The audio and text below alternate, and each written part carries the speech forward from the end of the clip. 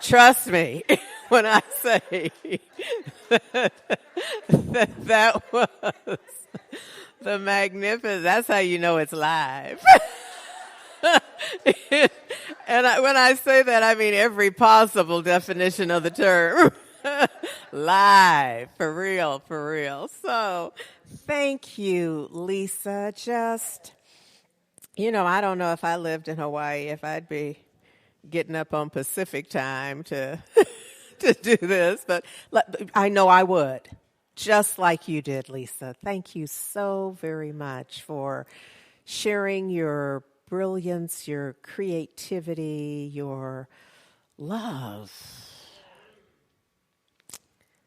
That song, A Prayer for Us, is a sung prayer. It's a prayer, it's a vocal prayer. And part of the lyric is falling down, letting go, rising up. Yeah. Is that not the dance?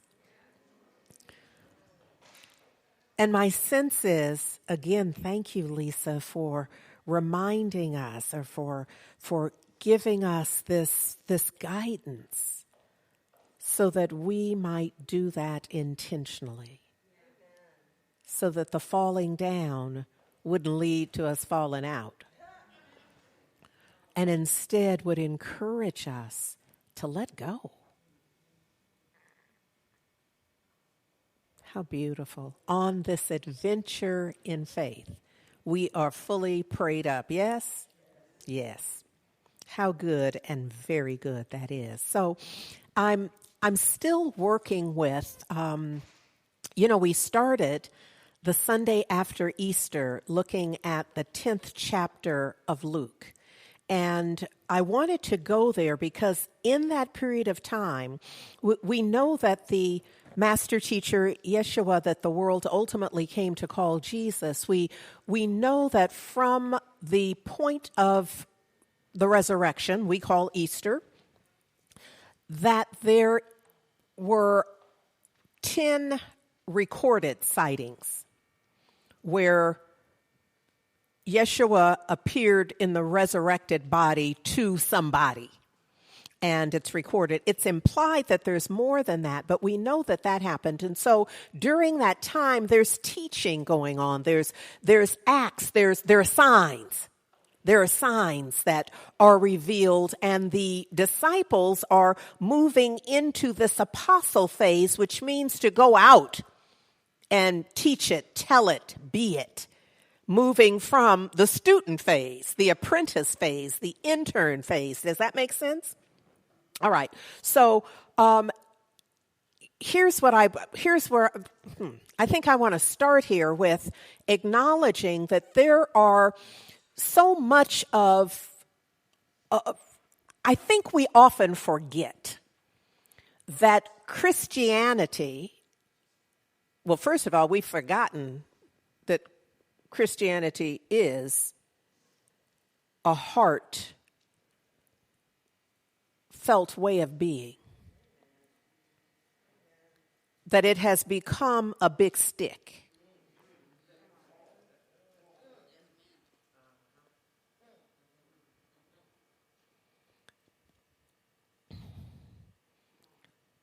And a way to accuse and threaten. And it's been that for a long time. I'm not pretending that this just happened. Because for many folks of African ancestry, Christianity was presented as a way to reinforce slavery, as a mindset. So it shows us, we more than anyone, my ancestors certainly knew. See, part of the thing about being awake is to not just look at the thing the way it's presented to you. It would be to look at the thing and say, now what else is this? Because I ain't studying that part. But is there something here for me? Is there something here that is beneficial? Is there something here that is liberating? Is there something here that is beneficial? I suggest we hearken to that. But I guess I did come to talk about that because I'm catching up with me. What I thought I wanted to kind of, I'm laying some track here, is that there are Jewish holidays, just like for all indigenous people, they had ceremonies and rituals. And then you see that those are incorporated in the common calendar. And often we get so attached to the common calendar, we have forgotten or never knew that there was a ritual and that people were involved in some other expression that mattered to them and their people and their culture. And we just out shopping. Because, most holidays, only, don't act like, oh, you just going to leave me hanging with this. Most holidays are shopping opportunities. So I'm citing that because it is indicative of how far removed from the original intention we have fallen. Does that make sense? And so in the words of Lisa Forkish, we're going to let go and rise up. Yes? Okay, look. So in the Jewish/Christian, because, Christianity was not a thing until way later. So Yeshua and the boys knew nothing about no Christianity. They were not Christian. They were Jewish, and they were a Hebrew sect, if you will. They were followers of the Nazarene. That's what they were considered. You always call people by what they up to. So they were followers of the Nazarene. They were not Christians, nor was Yeshua. I just need to be clear about this. Okay, because it gets conflated. So this really begins, if you will, or our focus begins with Passover. So in 2022, Passover began April 15th at sundown.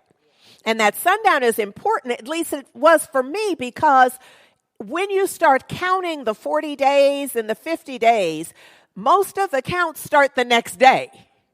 So you'll be twisted up, and your count will be off if you don't understand that they're not counting the sundown part when it begins, but beginning the next day.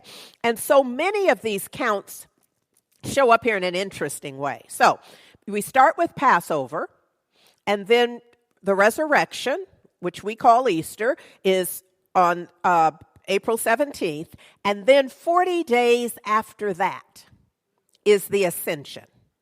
So we know that in Luke 10, which is when we started this, the Sunday after Easter, we know that the master teacher has appeared to the disciples and he's given them what they need to do what has to be done.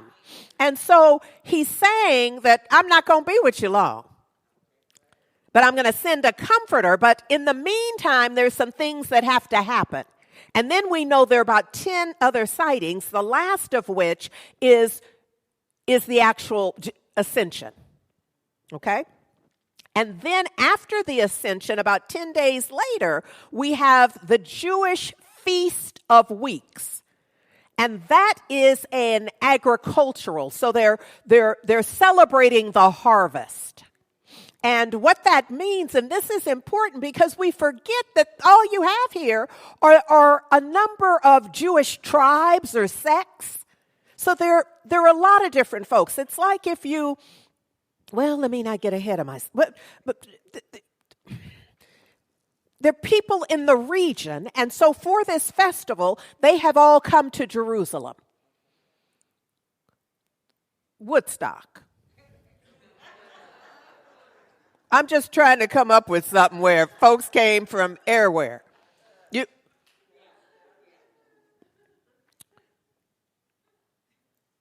But in this case, it's a requirement for all adult men. They have to be there. So, families are there. It's all of the folks have come. And, okay, so let me just stop there. So y'all get it? That little sequence of of what we're working with. I think it's important. We'll see as it all works out. What I'm tagging back to is in order for, I want to look at this metaphysically, which simply means beyond the physical, beyond what is laid out at the material level. So we're looking at more deeply at the spiritual level. What's happening here? What's happening here? And first of all, I just want to go on record that the Bible, as much as we embrace it, as much as it is enlightening and beneficial, we know there are questions about the very writing of it and the translations of it. Because none of us are reading Old Hebrew. Well, let me not speak for you. I don't. Because y'all got some stuff going on. Some of y'all may be for real. I mean, Old Hebrew. And ancient Hebrew is what I'm saying for the Old Testament. And then in the New Testament, Greek or Aramaic, which would be a dialect of Hebrew.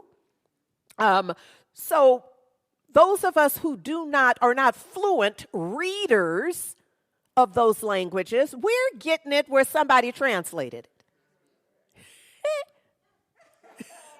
What I got was, now, I speak a little bit of Spanish, which means when I'm traveling with folks to Spanish-speaking countries, I didn't name you, who speak even less than I speak, I become the translator. Now, y'all should just break out in prayer immediately. You just ought to start praying for whenever that was and however that happened. Because can you see what happens? When the translator is, you don't know what you're getting. I'm just saying. So just keep that in mind when you're reading a translation. There is an intention to deliver something, but it may or may not agree with what the original thing said because the translator may not have understood it clearly. Case in point. So, look, in coming to this, as I thought about, so the master teacher is getting them ready, and as a trainer, that's really, I think, that's my passion. That's my life, which is why my Sunday talks don't necessarily look like, okay, thank you. Yeah, we're in it now. So the trainer in me is thinking, so if you getting folks, and training is different than teaching to me, because teaching, and I don't, this is not, never mind. Because teachers, I love you, and I haven't figured out how to say it, but here's a distinction for me. As a trainer, as a corporate trainer, as a spiritual coach and trainer, what I'm looking for, see, training requires a specific outcome. You haven't trained them. So they come, I'm charged with delivering certain specific outcomes. When you finish this, you're supposed to be able to something. And if you don't, somebody looking at me.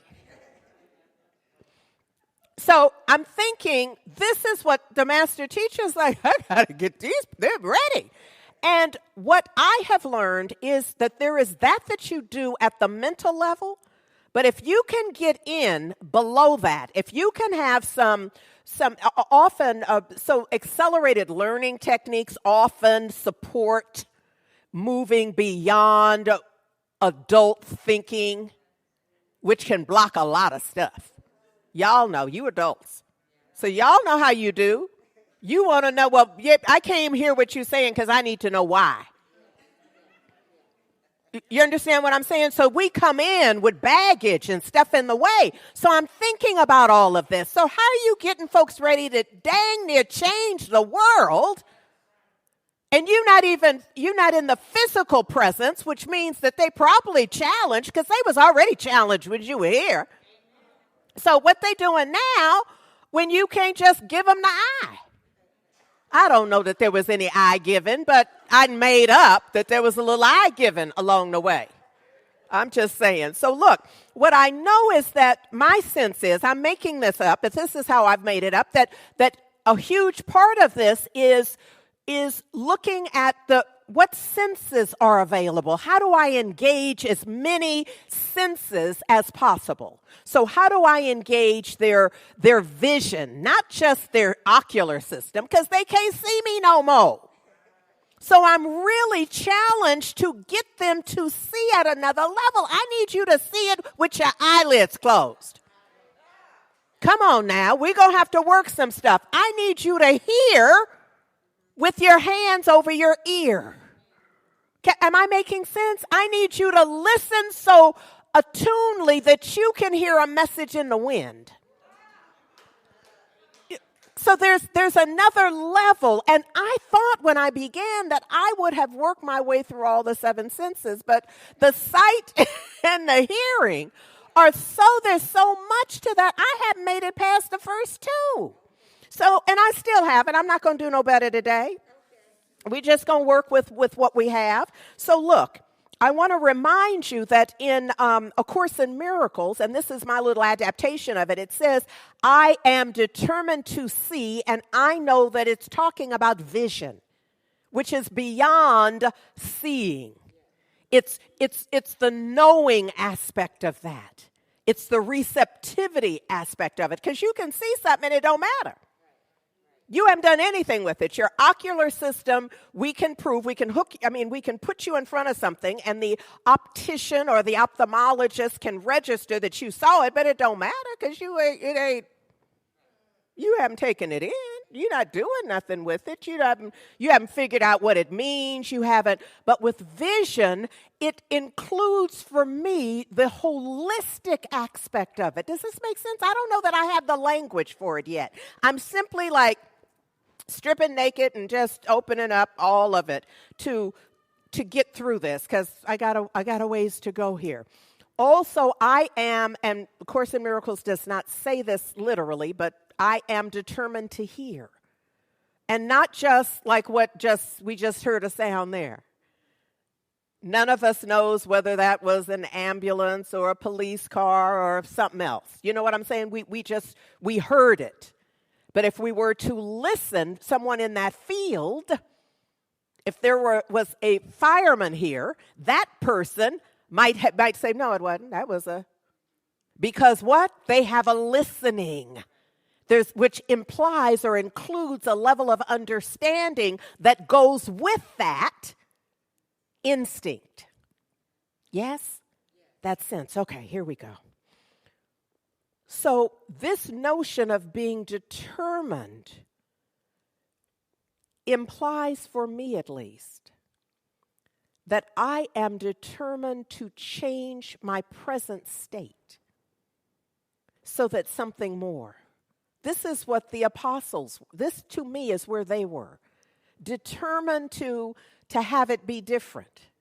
Determined to shift whatever. To let go, in Lisa's words, and rise up to what the calling is on their lives and on this relationship. So, skipping that. So the ascension, the resurrection, he's interacting with them 40 days later, and they're involved in stuff. They're seeing signs, they're interacting, and they're also hiding out because they're hunted.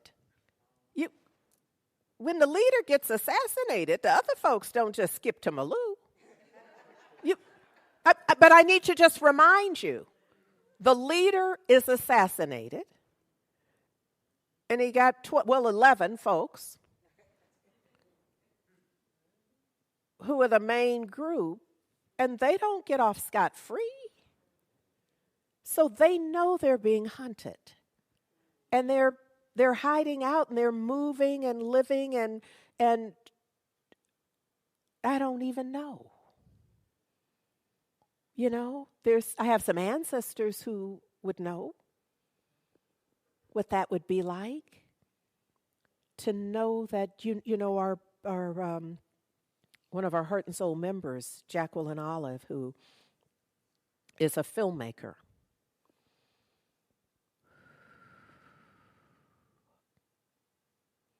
And now I'm in this moment.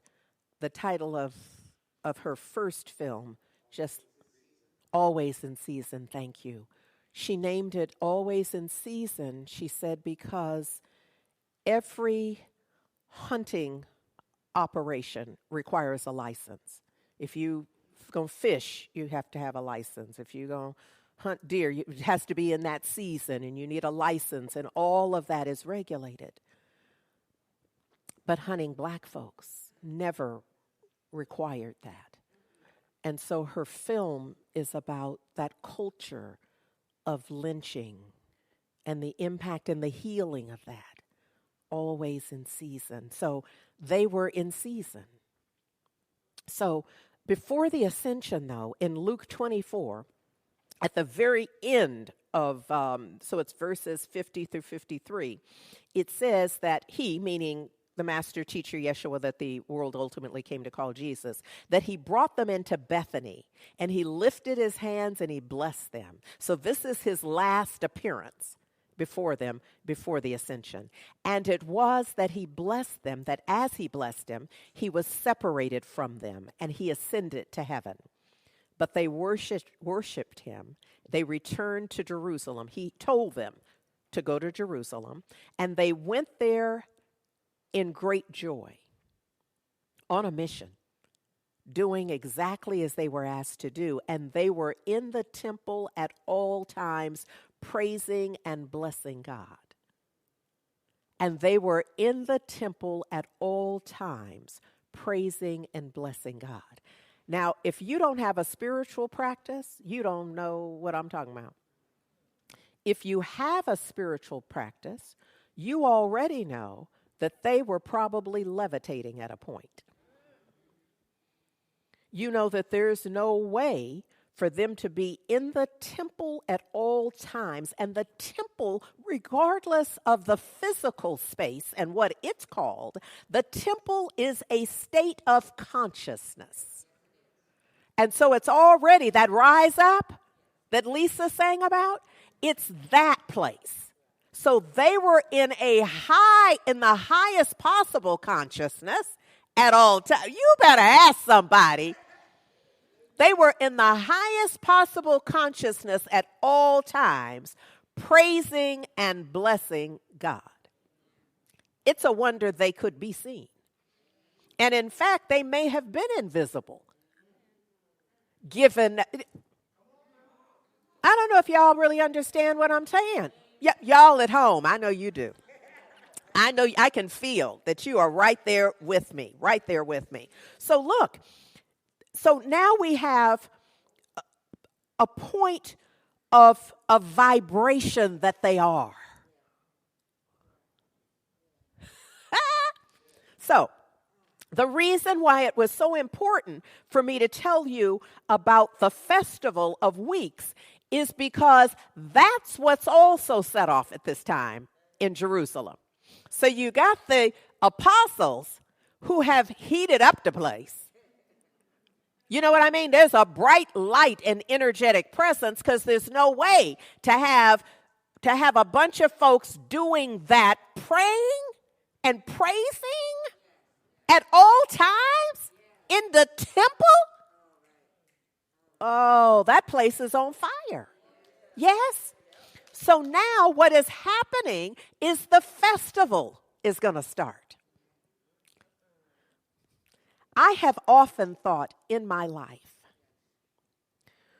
when I've had epiphanous experiences, when I've had those transformative experiences that just, here's the way I often talk to me about them. I wonder what all was required in order for me to be where I call it fifth and vine, right at that nexus, because I'm not taking it for granted. You see, some of you, when we think back about some of you who individually, we know our lives have intersected in a magnificent way. And we may not be able to cite exactly where, but somehow I'm grateful that somehow we had that meeting. Because that meeting led to And that led to the, and that led to the, and now here we are right now. So in my mind, I know I can't always track every single thing, but I know there's a moment where I had to be there in order for our eyes to meet, or in order for us to bump, or in order for me to not be killed, or in order for me to, you understand what I'm saying? Sometimes you got to miss that bus. Sometimes somebody has to bump you, and while you turn to cuss them out, you don't walk into the traffic. See, it's not just what we like. It's all of the interactions that are required in order for us to be. So now, see, the disciples who are praying day and night, night and day, they know something about that. They know that you cannot take you cannot take the crucifixion out of this and still end up with the story. You can't have, you see, whatever happened after little brother passed in what we call untimely, and I know we feel all of that and we're in the grief, there's a point at which we realize what that has meant for us.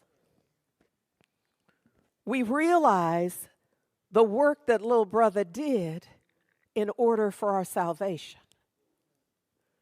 We realize that we never would have gotten straight about that.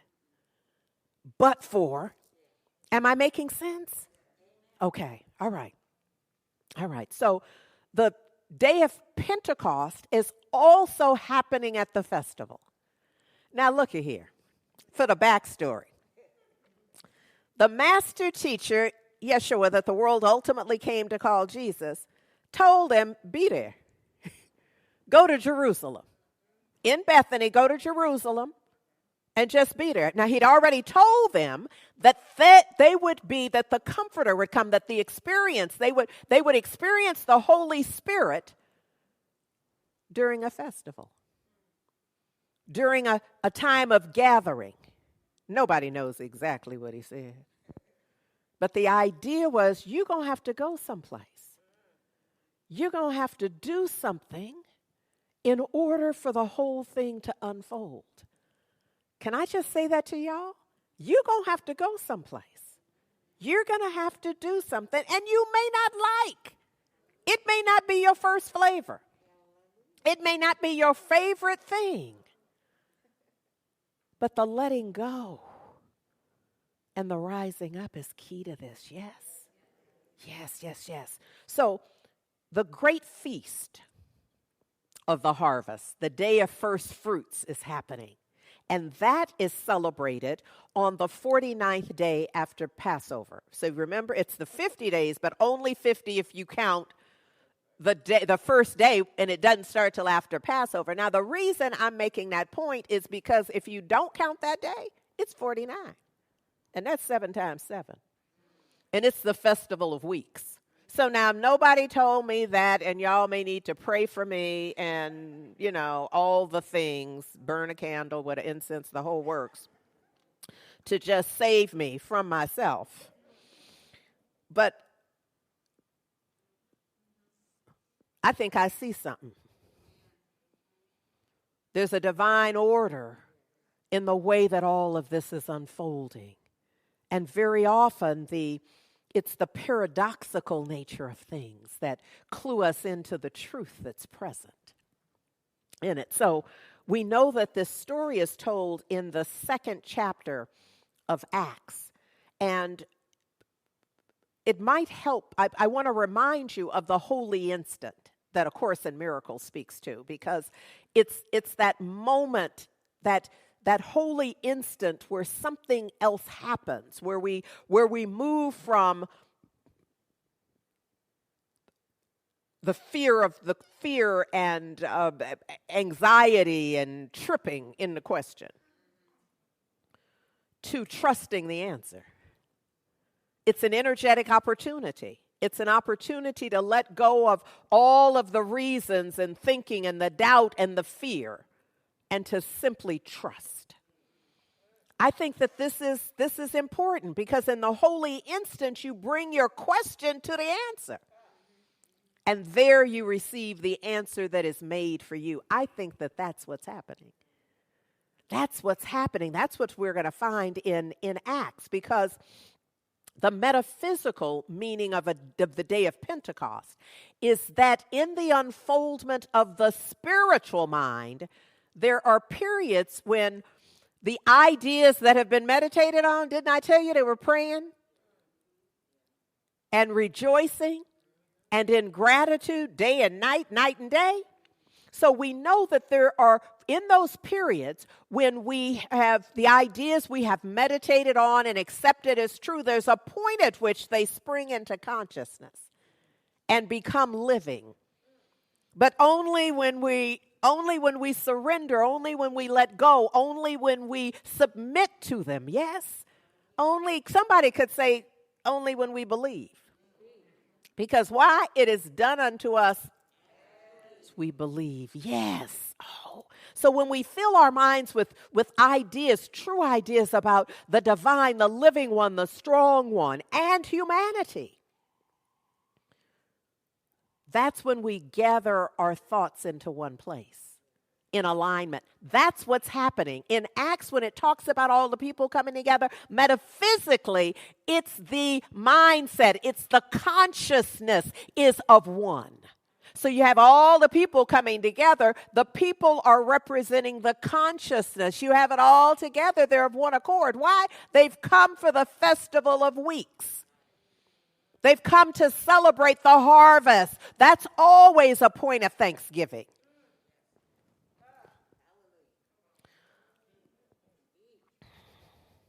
For the one who is awakened to spiritual reality, the day of Pentecost signifies the degree of mind action that brings to consciousness the presence of spirit as substance. Now, that could be gobbledygook, but essentially it means that point at which you know that you know that you know. And can't nobody tell you different. Because for you, it's present. It's no longer an idea. It started as an idea. But now you done prayed about it day and night and day, and you done rejoiced about it. You dancing in. You can't nobody tell you nothing about that. Because now it's you. Y'all don't. Yeah, you don't sound like it though. Okay. Because there's a point at which, when you started, it's an idea. Remember, you're like, okay, let's do it. And remember where they were coming from. They're being stalked.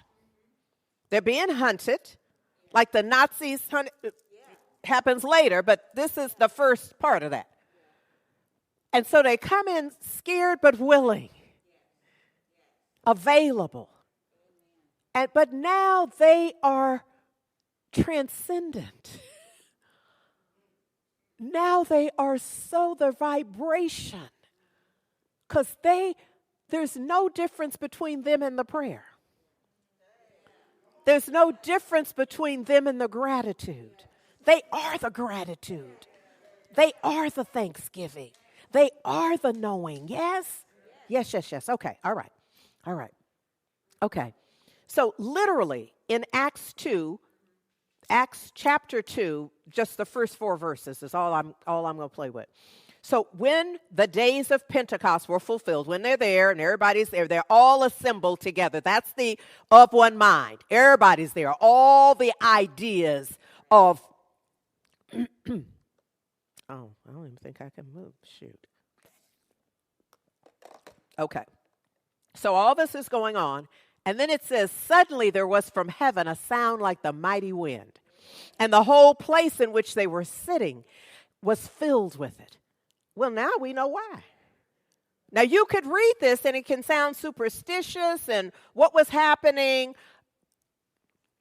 But you can imagine if right now, as we're sitting here, and let's say we start praying and chanting about what some of you are feeling, if we start evoking that right now, and all of a sudden the door was blown open. that would be a story we'd be telling. Our grandchildren would tell that story. Your great-grands would be telling the story about the Sunday at Heart and Soul that Acts 2 was realized right in the sanctuary. Now, on the internet later, there would be an explanation, but it wouldn't matter to the grands. Why? Because it wouldn't matter to us in the way we told the story. The story would be that it all was evidenced. What we knew on the inside showed up on the outside. And then it says, and tongues like fire that were divided appeared to them, and they sat on each one of them. Now, I don't know exactly what happened, but I know they were filled with the Spirit, and they were seeing stuff and experiencing stuff. And I ain't mad at them, because that's how that works. And all of them were filled with the Spirit of holiness. And they were going out speaking in various languages according to whatever the Spirit was giving them to speak. Now, let's be clear here. What we have here is like all the Jewish tribes, all the sects, because they're there for the festival for the entire culture. So this would not be unlike having a little English event. So there are going to be some Ebonics present. There's going to be some Canadians speaking English. There's going to be some British English happening. There's going to be some Australian English. And then there's going to be some Nigerian and Ghanaian English. There's going to be some Caribbean English. Now, there's a point at which somebody's going to say something early on. Let's say it's not at this point in the story. And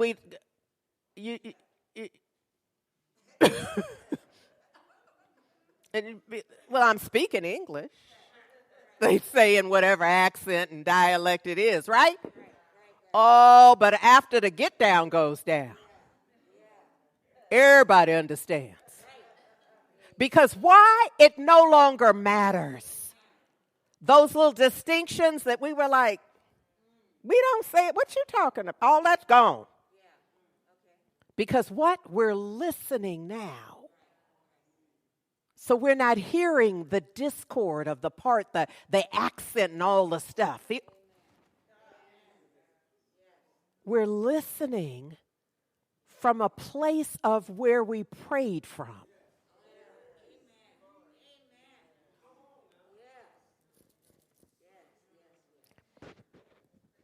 So look, I read somewhere where, and I like this, that faith is an attitude toward accepting what you intuitively feel and yet do not intellectually understand. It's a nice little litmus, isn't it? Because when you get stuck with, I don't even understand that, you know you're not in faith. Yeah, I'm just saying. Because what we know for sure is what? What grandmama and them said. We must walk by faith in order to have the demonstration. And so what you have is the disciples, the apostles, walking by faith and thus having the demonstration. And so this notion of the mind map of all of the senses, and we're going to get there. You're going to have to give me time. It's probably going to be in the summer. We're going to see. I'm committed to doing it, and I feel like there's some writing to do about it. But anyhow, it's coming. I'm not going to leave you hanging with that.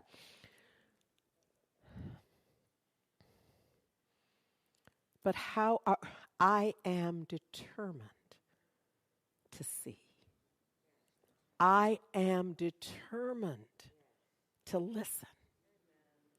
I am determined to know the presence of the divine. So I invite you in a consciousness and a conscious awareness that we are bringing the light always, whatever degree any one of us is willing to be the divine light that each of us is. It's not that anyone has to go get the light and bring it. Each of us is the light. And the question is the degree to which we will shine it, the degree to which we will share it, the degree to which we will be it, the degree to which we will honor that this is the truth of our being. And so it is in this awareness that I simply recognize that there is one life, one light, one radiant light that I know is the living one, the strong one, the all in all. By any name, it is the source of all, the beginning, the Alpha, the Omega. It is all there is. And what I know for sure is that I am one in the one as the one. That there is no way that I can be, that any of us can be, except as the one.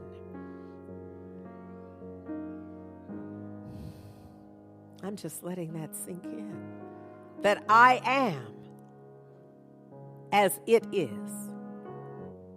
It is in and as me. I express the light of the light. The light expresses in and through me. And what is true about me is simply true. That's why it's true about me, because it is true. And I am living out this truth. I'm not alone in this. We all are living out this truth, where the light that each of us is an aspect, is a reflection, is an expression, is the light. And so knowing this, I know that there's nothing to ask for.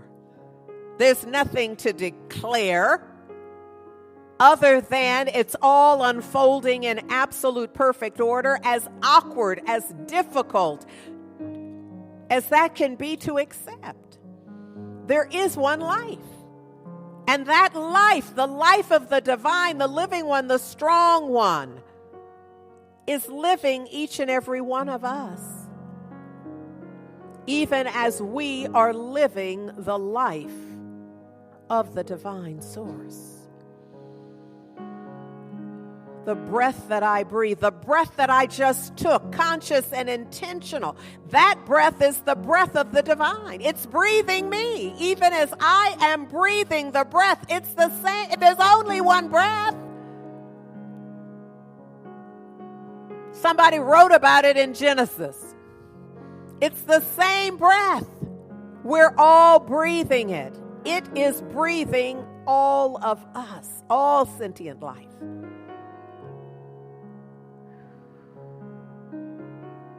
Knowing this, I know that it's done and done well in the divine.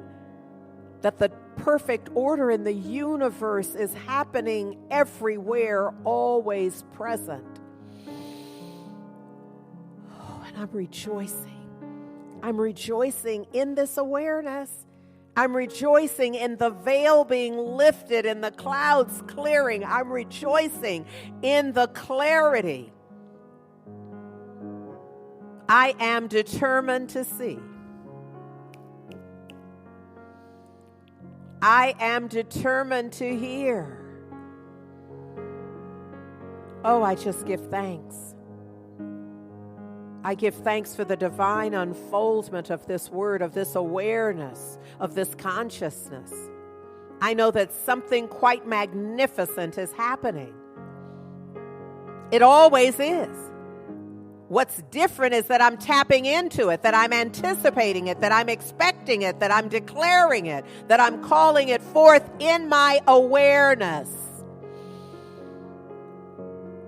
On behalf of anyone who is willing, I stand in the gap right now for anyone who doesn't see it, doesn't hear it for themselves, doesn't sense it for themselves, that I am sensing, I am knowing, I am believing. And I'm not alone in this.